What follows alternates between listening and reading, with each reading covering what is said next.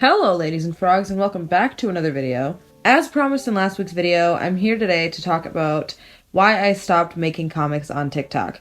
A couple people were pretty excited about this, so I'm excited to get into it, but before I do, I'm gonna address the elephant in the room. And it's that little gal down there. That one right there. See her? It's me! I have spent the last couple days creating a bunch of little emotes that I could add into the corner of my videos, because my videos feel and look kind of boring to me, and I wanted to add something to spice it up a little bit. So there she is. And I am telling you guys that she's a pain in the ass to edit into these videos, so I really hope you guys like her. Anyways, let's get on to the video.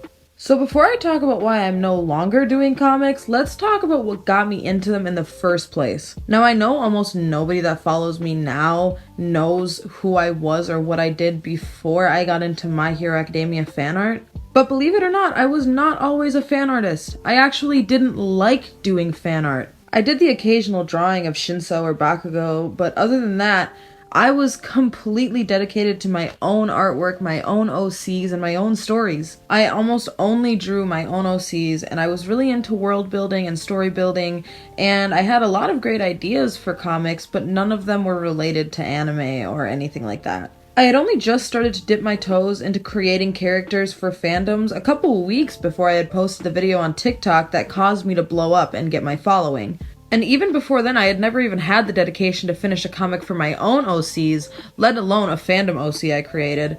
But speaking of fandom OCs, let me introduce to you guys the cute little girl that snowballed this whole thing. So this is Itaka, and this is actually the first ever piece I drew of her. So initially, she wasn't supposed to be a My Hero OC. I was really just in the mood to draw a cute girl, and that's what I came up with. It was only after drawing her a couple times that I decided to pair her with Shinso and create an entire backstory revolving around My Hero Academia. And a couple days after creating her, I got ambitious and decided to try and draw out a little bit of her storyline. And I was so proud of the work that I came up with that I decided to post it to my 600 followers on TikTok. And the next morning, when I woke up, for some reason it had a couple thousand views and I had over 100 comments asking me to make a part 2.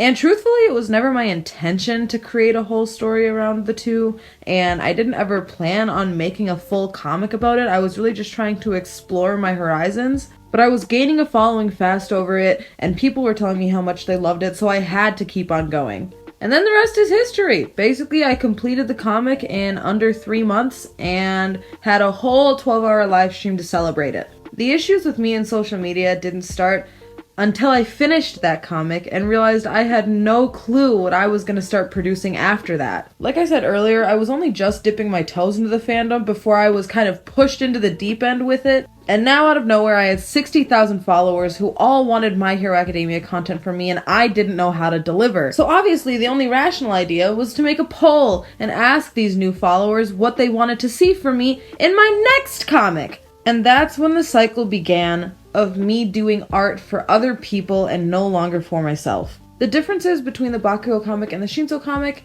is that the Shinso comic was my character and my design and my story, and my followers gave me the motivation to complete it. With the Bakugo comic, that was strictly for my followers. That was something that they wanted, so that's why I was producing it. And yeah, in the beginning it was fun. I was still kind of riding off the adrenaline high of gaining all these followers and doing whatever I could to keep them around, but then that's when the burnout started. I had set a lot of unrealistic expectations for myself in order to keep a consistent following growing.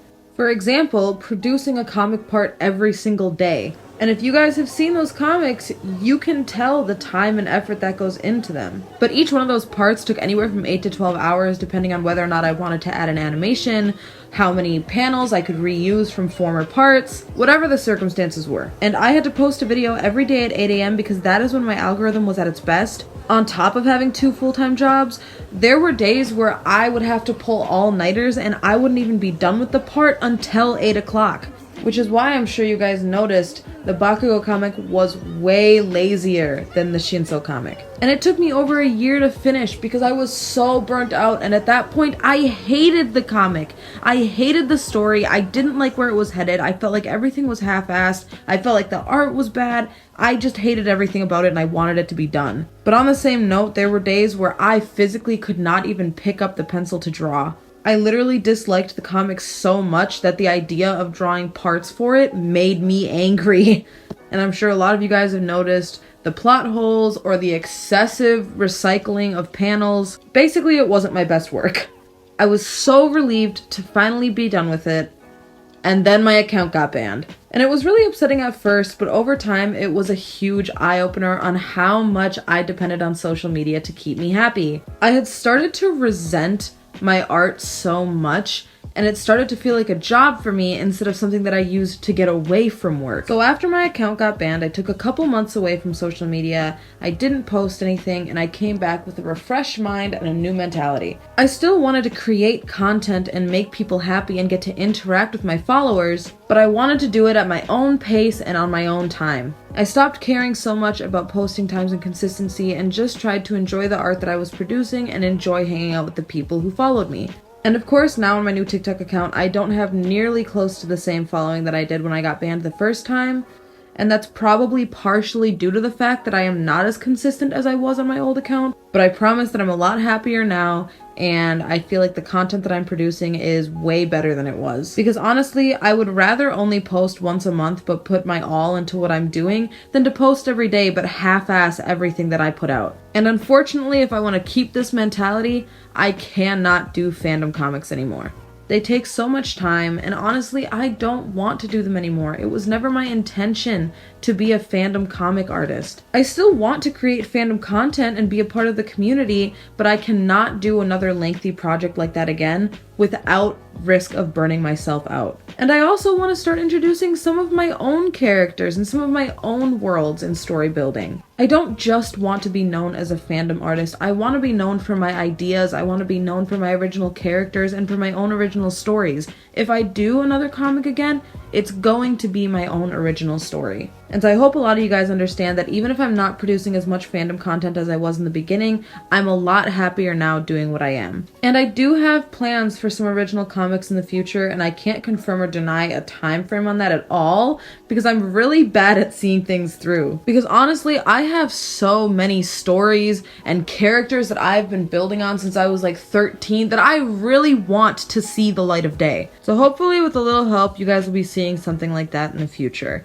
But anyways, that is the end of this week's video. I know it was a lot of rambling and I'm sorry if it was all over the place, but I really just wanted to get it out there and explain a little bit because I know that a lot of people have been curious about it. But while I still have you guys here, I'm going to do a little bit of off-topic rambling. I'm looking into doing a scary video next week talking about some paranormal stories because I really love those and I'm really in the mood to do one of those. So I'm going to leave a link in the description, and if any of you guys would like to submit a scary story, you can head to that link and give it to me, and I might use it in next week's video. Anyways, I hope you guys enjoyed the video, and I hope you guys have a fantastic rest of your day, and I will see you guys later. Bye!